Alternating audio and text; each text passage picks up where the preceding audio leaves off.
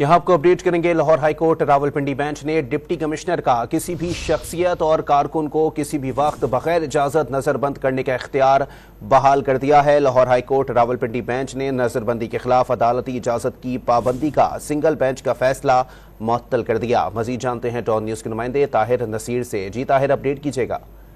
जी देखें, Lahore high court Rawalpindi bench के division bench ने एक बड़ा फैसला सुनाया है। 3 MPO नजरबंदी के खिलाफ अदालती इजाजत की पाबंदी का सिंगल बेंच का फैसला मुअत्तल कर दिया गया है।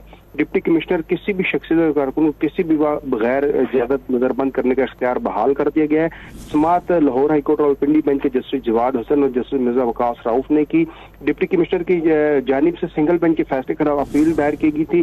डिवीजन बेंच ने फ्रीकैन को नोटिस जारी करते हुए 2 हफ्तों में जवाब तलब कर दिया और सितंबर के पहले हफ्ते में समाअत मुतवक्को है। अपील में यह मौक़िफ़ अपनाया गया था कि बगैर वजह बताए नजरबंदी आइन और कानून इख्तियार रहता है जिसे खत्म या मुअत्तल नहीं किया जा सकता। नजरबंद का डिप्टी कमिश्नर का सवाबदेही इख्तियार खत्म हो तो इसकी अफादियत और अहमियत भी खत्म हो जाती है।